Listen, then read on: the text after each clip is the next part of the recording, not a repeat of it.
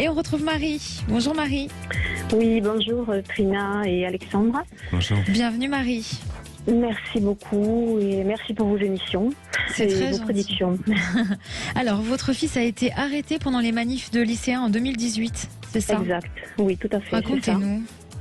En fait, il se trouvait parmi les manifestants, étant quelqu'un qui déjà à la base était assez réactif. Il a trouvé un peu un exutoire pour pouvoir libérer ses colères et se mettre en avant et se retrouver en fait dans une vidéo. On a pu le voir, devant le lycée, avec une poubelle en feu.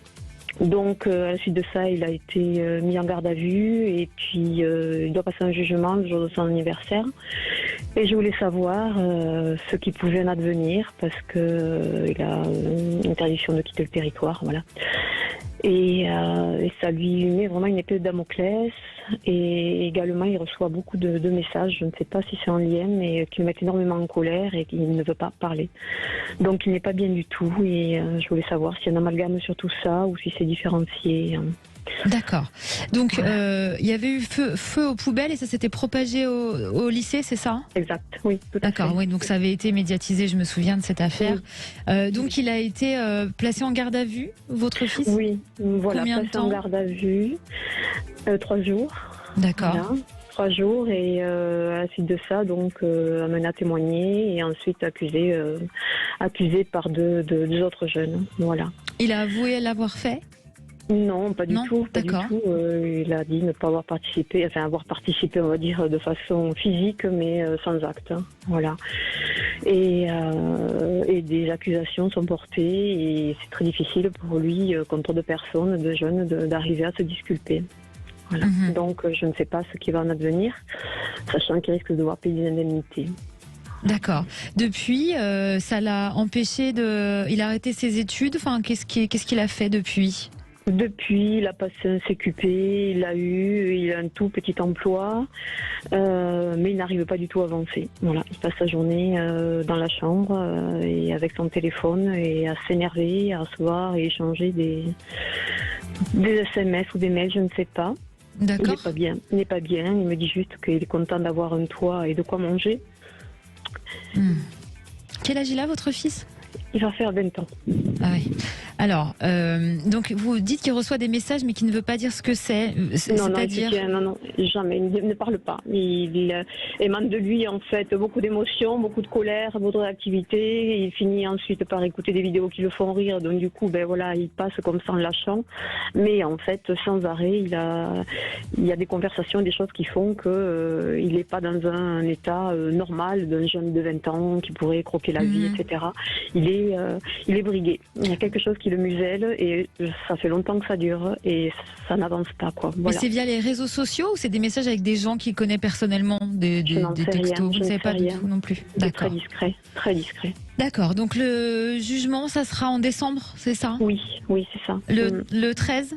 Oui, c'est ça. Le 13 décembre, d'accord. Oui. Le jour de son anniversaire, donc vous nous disiez. Voilà, oui. En plus.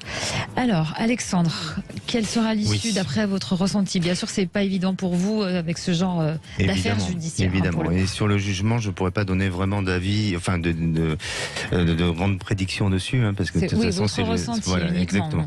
Moi, pour moi, si vous voulez, et notamment par rapport à ce qui a été recueilli comme information le concernant et durant sa garde à vue, j'ai l'impression qu'il y a des choses qui vont quand même s'alléger un petit peu. C'est-à-dire que à la fois où il y a des faits qui sont là et qui sont bien sûr notifiés et marqués et la justice va donnera son rendu sur ça, mais je sens que ça semble être beaucoup moins lourd et beaucoup moins conséquent que ce qui pourrait apparaître. Bon, ça c'est mon point de vue.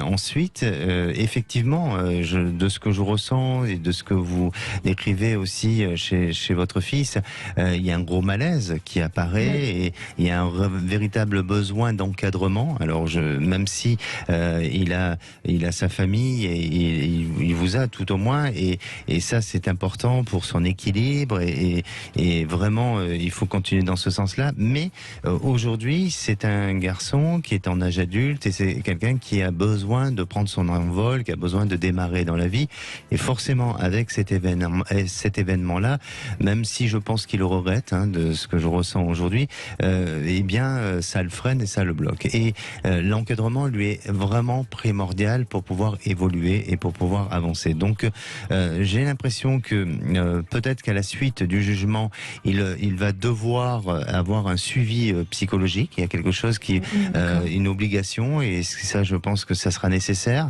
Et puis pour moi je sens que votre fils a besoin de sortir du contexte dans lequel il est, c'est-à-dire que je ne sais pas s'il a pour projet de faire ça, mais de partir ou de s'émanciper ailleurs ou de se réaliser ailleurs pour oublier une période qui lui aura été difficile et compliquée. Parce que je ne sens pas chez votre fils cette envie de poursuivre dans une notion on pourrait dire de délinquance ou je ne sais pas si c'est des termes associés, mais je ne le sens pas comme ça. Je sens au contraire que c'est quelqu'un qui a envie d'avancer dans la vie, de réparer certaines erreurs, ou vous voyez, de se corriger, mais qui se sent aujourd'hui paralysé par son état psychologique et par tout ça. C'est parce que c'est depuis, pardon Alexandre, je vous coupe, mais Marie, c'est depuis ces événements-là qu'il est comme ça, qu'il s'enferme dans sa chambre, qu'il a de la colère, ou il a toujours eu une colère en lui? Il y en a eu auparavant, juste avant que je dénonce des faits assez importants familiaux.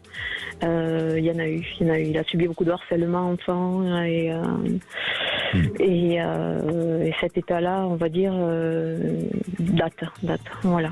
C'est pour ça que je sens qu'il a besoin de sortir du contexte familial et de se réaliser ailleurs pour lui amener à se responsabiliser, à grandir aussi, et puis aussi à assumer la vie autrement et différemment, et sortir du schéma dans lequel il est aujourd'hui. Donc bien sûr que la période va être encore difficile, bien sûr que le jugement, il faut qu'il se fasse vite, de manière à ce que lui puisse être soulagé au moins de ce qui va lui tomber, enfin, ou ce qui va lui advenir. Mais en attendant, je crois vraiment que à partir de là, ça va lui permettre de prendre des décisions et aussi d'aller vers un avenir meilleur, parce que je sens que c'est quelqu'un qui a quand même envie de s'améliorer, et il y aura une bonne prise en charge pour lui pour justement se sortir un peu, ou sortir de tous ces démons dans lesquels il peut être. Vous avez un ressenti sur ces fameux messages qu'il reçoit qui ont l'air de le faire souffrir? Est-ce qu'il y a encore là une autre forme peut-être de harcèlement? Est-ce que vous ressentez ce genre de choses, de pression peut-être, ou de... Oui, moi je ressens une pression. Oui,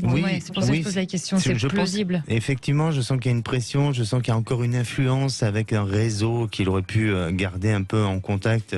Alors peut-être pas tout le monde, mais quelques personnes. De lui donner aussi une culpabilité, de l'amener aussi peut-être à pousser à aller encore au-delà de ce qui a pu être, de on aurait pu lui faire ou autre. Et il y a quelque chose. C'est pour ça qu'il faut qu'il sorte, il faut qu'il soit encadré, et ensuite se réaliser autrement. Donc c'est l'étranger, ça serait l'étranger selon vous, Alexandre? Pas forcément, parce que je crois que au vu de la justice, il aura quand même un fichier, donc il devra faire attention, mais ça l'empêchera pas de vivre comme tout le monde, bien entendu, et au fil du temps de pouvoir réparer un peu ces traumatismes-là et avancer. Donc c'est pas forcément à l'étranger, ça peut être dans un département ou une région qui semble être assez éloignée, mais à la fois aussi le travail sera très important pour lui, parce que je sens qu'il a une capacité, si vous voulez, au niveau du travail, d'évoluer dans une grande structure et qui peut être rattaché à une structure nationale. Ah, oui. D'accord. Il a peut-être parlé déjà, même avant tout ça, d'une envie de changer de région? Pas vraiment, mais je sens qu'il en a envie, et peut-être qu'il le trame sans le dire. Il me parle des fois de certaines régions, et je sens que ce que dit Alexandre est tout à fait vrai. Je pense que le réseau, et ma question est aussi, est-ce que ce réseau, il y a toujours son père qui est derrière, qui en fait partie? Pourquoi son père? Il a une mauvaise influence, son père, sur lui? Oui. Il le voit toujours? À peu près une fois par mois et souvent en début de mois. Et quand moi je m'en suis aperçue, du coup, il le voyait plus en début de mois, mais j'avais des conversations téléphoniques ou alors le prétexte était d'aller chez une des sœurs de mon fils. Vous êtes en mauvais terme avec le père? Oui, c'est pas quelqu'un de sain. D'accord.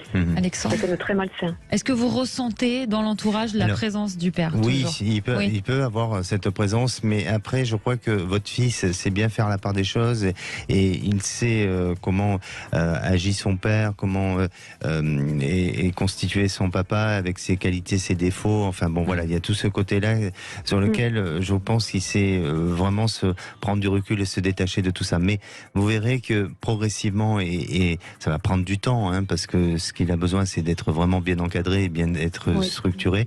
Mais vous verrez que ça va s'améliorer au fil des années. D'accord. Au niveau du temps, vous avez à peu près une idée? C'est 1 an, 2 ans, 3 ans? Non, pour moi, 2022, il y a déjà du changement. Je vous dis, à la suite de ce jugement, ça va déclencher en lui comme une possibilité et l'envie de passer à autre chose. Une prise de conscience. Et une prise de conscience. Et puis surtout, peut-être qu'il attend ce jugement aussi pour se dire qu'est-ce que je vais faire de mon devenir. Quoi. Je crois que vous aviez une question sentimentale aussi, Marie? C'est ça. Également en 2022, il y avait un projet de mariage qui a été reporté depuis 2 ans et qui se ferait en mai 2022. Et voilà, moi aussi, je me sens bloquée. Je ne sais pas si je m'engage, si je m'engage pas. C'est 2 pas en avant, 3 pas en arrière. Et là, on en est dans les démarches. Et je sais plus. Franchement, je ne sais plus. Je me sens, on va dire, entre guillemets, protégée, on va dire matériellement avec cet homme. Je suis dans une forme de sécurité, mais en même temps, je suis dans une relation que je trouve plutôt platonique. Et j'ai un petit peu l'hantise de m'engager parce que je me dis que moi aussi, je vais me ternir, quoi. Je sais pas si tu ressens, Alexandre. Oui. Alors effectivement, pour moi, si vous voulez, par rapport à votre relation sentimentale, bien sûr que vous posez des questions aujourd'hui, bien sûr que la période est aussi compliquée pour vous, avec l'enfant et tout ça, mais prenez ce temps nécessaire, mais je vous sens aller plus loin et j'ai l'impression que ce mariage pourra se faire quand même.